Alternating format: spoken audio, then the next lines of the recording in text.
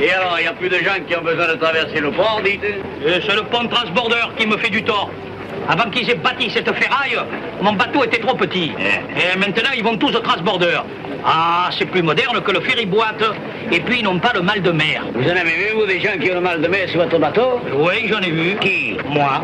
Pour une traversée de 100 mètres? Que 100 mètres? Il y a 206 mètres d'une rive à l'autre. Allez. Oh, me dis, je connais bien le voyage. Je le fais 24 fois par jour depuis 30 ans. 30 ans. Il est temps de parler du pont à transborder, puisque c'est ainsi qu'il faut le nommer. En 1929, un photographe hongrois, Laszlo Moholy-Nagy, connu pour sa participation au mouvement Bauhaus, réalise un film sur Marseille.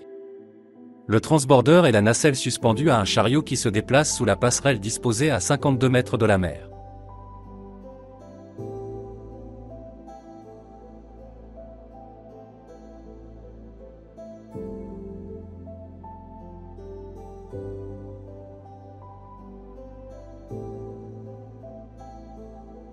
Arnaudin sollicita une concession et l'obtint en 1902 avec un décret d'utilité publique. Le transborder est composé de deux pylônes, de 86,60 mètres de haut et de 240 tonnes chacun, à 52 mètres au-dessus de la mer. Le tablier de 239 mètres relie les deux pylônes. Le poids total de l'ouvrage était de 1400 tonnes.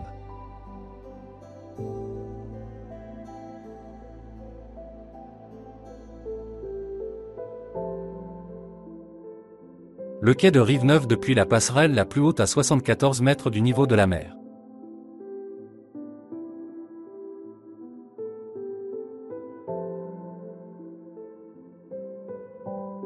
Vincent Corda, Alfred Ginge, Alexander Corda, pendant le tournage du film Marius.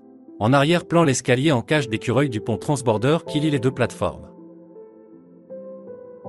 Le buffet-restaurant de la plateforme, soupe de poisson, bouillabaisse et langoustes étaient au menu.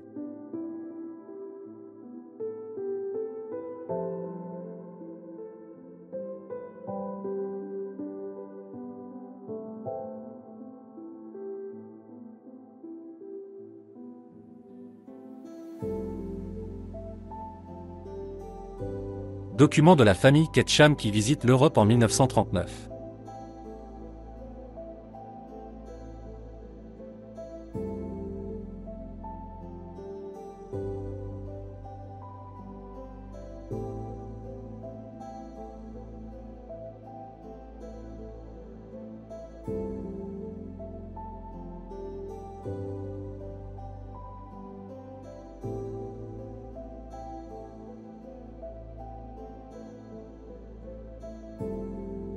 Sur ces deux cartes postales, le pont transborder après le plasticage des Allemands en 1944.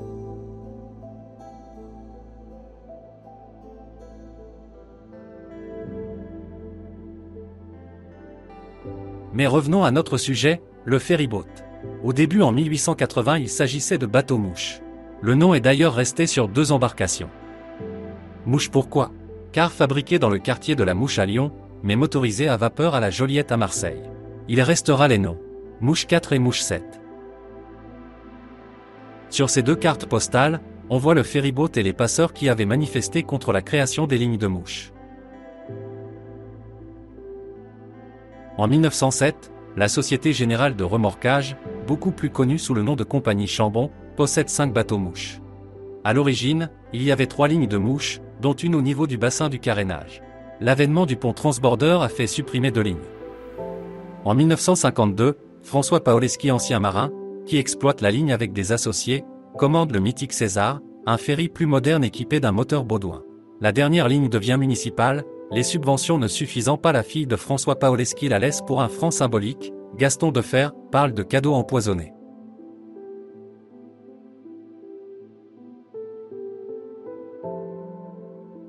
Le nouveau ferry, qui s'appelle tout simplement le ferryboat, est à propulsion électrique.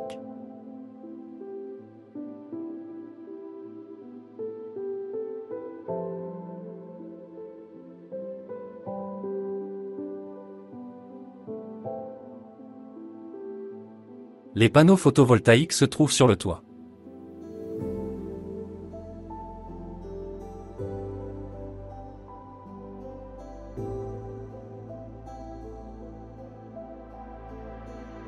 La traversée ne dure guère plus d'une minute, même si la largeur du vieux port à ce point n'est pas de 206 mètres comme le disait Escartefigue, mais 283 mètres, le franchissement est rapide.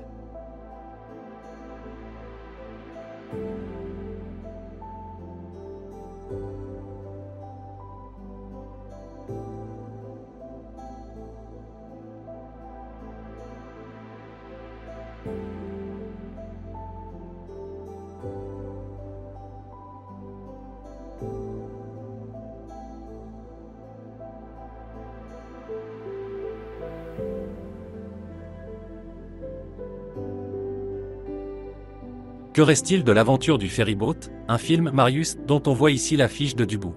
Il y avait le pont Transborder, la tour Eiffel de Marseille, immortalisée par les peintures de Albert Marquet, André Lhote et Charles Camoin.